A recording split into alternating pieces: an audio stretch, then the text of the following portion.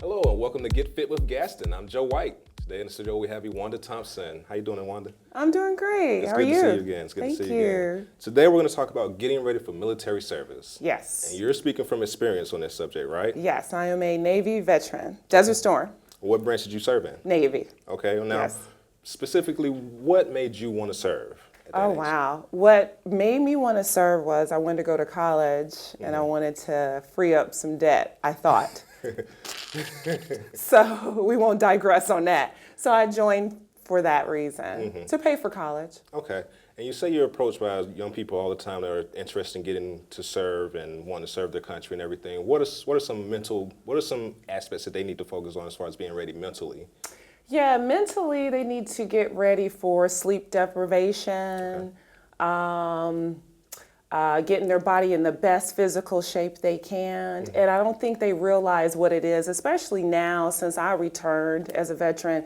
People started doing all these boot camps for workout, and they're kind of misleading. No, they are misleading and making a lot of civilians think that they're doing actually what we did for boot camp. It is not the same at all. So if people are thinking that's what's going to get them ready, I'm here today to dispel that myth and tell them actually some things that they need to do. Now, so what are some of the actual physical aspects or actual exercises people need to be focused on going into boot camp? Yeah, I want to talk about that because a lot of times people will wait too late to get ready and they will actually party to time to go because they're like, woo, woo, I don't know if I'm gonna make it back, da da da. That's not what you need to be doing. 4 to 6 months out, especially now because more of the general population is sedentary. We got 65% of people who are overweight or obese now, okay? So, and I got a lot of young people who already have injuries. So you need to be trying to see how you can work around those. So some things that I suggest you do about 4 to 6 months out is start getting prepared by physically doing things like flutter kicks.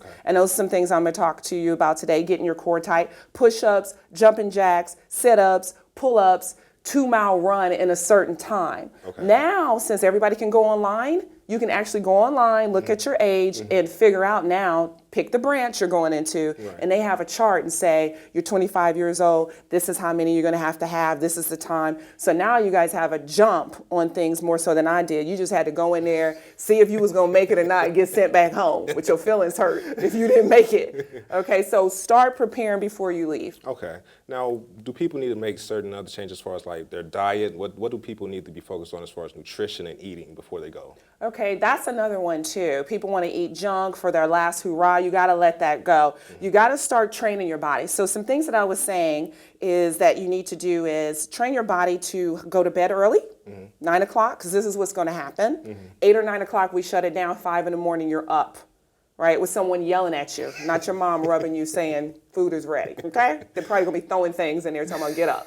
All right, so we're going to get up at 5. So why not do that now?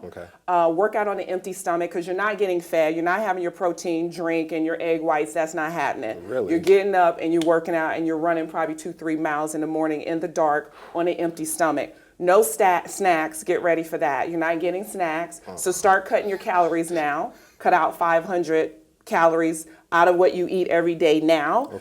Again, for a suggestion, you can go online and look at APFT online. It will tell you what the standards are for you as an individual. But those are some of the things that you need to start doing now so your body won't go into so much shock. Because that's what I see people get there. When I was younger, they get there and they were in shock. Their body was in shock. That sounds very rigorous. Now, what are some of the techniques you're going to show us today? Some of the things that I'm going to show you today is those physical things you actually have to do. I'm going to show you some techniques and what they're looking at. So we'll do some push-ups, some flutter kicks. So I'll actually demonstrate what you're going to have to do. So why not practice on that now? Before you go. Sounds exciting. One's going to take you to the real boot camp. If you are compassionate, proud, dedicated, then come to Gaston College to start your exciting journey as a veterinarian technician. Students will learn important techniques about blood work, anesthesia, and dental hygiene using state-of-the-art equipment. With small class sizes and award-winning instructors, students can earn an AAS degree and enter the field in just 2 years. I really like The small class size. And everything that we do here is what it needs to be in every practice. It's amazing. We work together really well, and I think that makes it an even better learning environment. With strong internship opportunities, students will be prepared to start their new and exciting careers.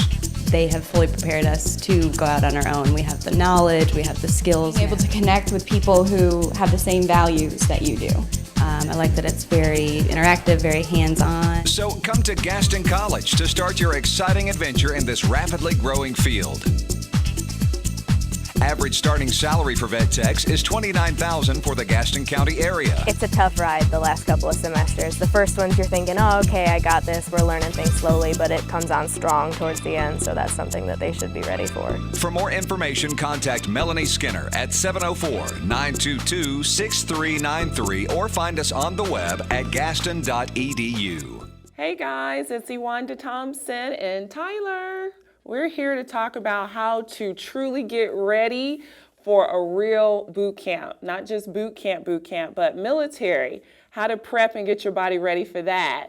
We're going to actually show you some of the exercises that are done. Tyler nicely volunteered to show you guys what they will be testing you on when you arrive at your assigned duty, whether it be in any branch of the armed forces. But before I show you what some of the physical testing that will be done once you arrive, I want to talk a little bit about how to get yourself ready mentally. Now, some of the things people don't understand is you have mental obstacles you have to overcome with regard to being the best you can be to get through 8 weeks of physical, mental, and mental stress. So you have previous injuries that you may be arriving there to boot camp with. If you have injuries, you want to try to 4 to 6 months out, try to work over those injuries, whether it be back, knee, ankle, whatever. Lose weight, do what you have to do to get yourself in shape. A lot of people will fail because of lack of preparation. You will have a lot of depression, so you have to worry. You have to find ways to fight through that depression. And guess what's a good way to fight through depression, Tyler? Exercise. Exercise. Who knew, right? Nobody wants to do it. Fatigue and lack of sleep, as I mentioned before, is what can hold you back. So be mindful of going to sleep early now and getting up early. All right, so depression and appetite loss is some things that will also hit you once you get to boot camp. So I just want to warn you about that now, so when you get there, it won't be a shocker. That's half of the game. So Tyler, are you ready? All right, so some of the things that we have, basic things that you have to be ready for physically once you arrive boot camp. And one of them is core, strength and core. So we're going to do some fluttered kicks. We're going to start there. All right, so Tyler is going to get in a supine position, which just means on your spine. Anatomically correct word is supine. All right, and what we're going to do is he's going to pull in his belly button and lock it in and hollow out. Feet are going to come up about 20 inches right there. And we're going to do what's called flutter kicks, okay? And you're going to breathe and go as fast as you can. Begin. And what you want to do now, again, 4 to 6 months out, you're not partying. You are getting your body and your mind ready for boot camp. So try to work up to where you can do 500 of these. How do you feel? And you can relax your cervical spine. Relax, keep going, keep going, keep going. All right, so that's what you're gonna do. All right, release. If you have issues or you have a lordotic curve on your spine, which means down here, relax. You would take your hands, create a bind right under that lordotic curve, yes. And now up again 20 inches and then go. Some people have what we call lordosis, hyper extension of their spine. And so you may have to secure yourself with your hands. Okay, release. Did you feel, you shaking, so you felt that, right? Yes, he felt it. All right, 500, work on that. Next up, the infamous push-up. Ooh, so glad I have Tyler here today. All right, so we're gonna flip over in what we call prone position now. And we're gonna show you how you have to break this plank. All right, so you're gonna have your hands comfortably under your shoulder, get in push-up position. And you want to go ahead and be mindful of having your goal at being able to do 80 or to 90 within 2 minutes. You ready? All right, we're not gonna do that, but we're just gonna show you the appropriate position. All right, up. Want to have a nice straight line between your cervical spine all the way down to your lower lumbar. Down, right here where your elbows are, come back up in line with your back, your shoulders, and keep going. So inhale, exhale. Inhale, exhale. Inhale, exhale. So Tyler has good form here. He can keep his eyeballs about right here. That'll keep his cervical spine straight. Keep going for 5, 4, 3, 2, and 1. Release. So start where you are. You may only can do 5. That's why I say you should start now. So if you don't know where you are, how are you going to improve on anything? You don't want to go to boot camp and then find out you can only do 10 push-ups and you need to be able to do 500. So you're way behind the goal. How do you feel, Tyler? Feels great. He feels great. All right. All right, so we're going to go on. We have the standard plank. Oh my gosh. So a lot of people have always asked me how to get guns. These, AKA guns right here. Some people say I was born with them. Lies. I work on them. I did not wake up like this, okay? All right, so in order to get your guns, in boot camp, a lot of the drill sergeants will drop you in a plank and leave you in a plank, okay? Go home and come back, you still in a plank. All right, so let me show you what this plank look like, so you might as well get your plank on fleek now. All right, so you wanna have your elbows right up under your shoulders. All right, arms are straight, belly button pulled in. Keep your eyes about right here so you can have your cervical spine straight. And pull in, puff up, give me a little bit of the shoulder, bring it to me, there you go, pull it in. All right, that's the plank. Now, it would be nice if he only had to hold it for 30 seconds to a minute. That's not the case in boot camp, okay? So you will have to hold it. If you drop it, there's gonna be some problems. So you wanna learn how to move your body up and down, shift the weight, there you go. He's shifting the weight back and forth, okay, before he breaks plank. All right, they'll leave you in a plank up to 5 minutes, release. Start practicing your plank now. The average person can only hold a plank for less than 30 seconds. That's a big difference in 5 minutes, right? So you probably was in it less than a minute. Did you feel it becoming taxing? Yeah, but when you leave, shoulders will be like that. When you leave boot camp, that is. Okay, moving on, burpees.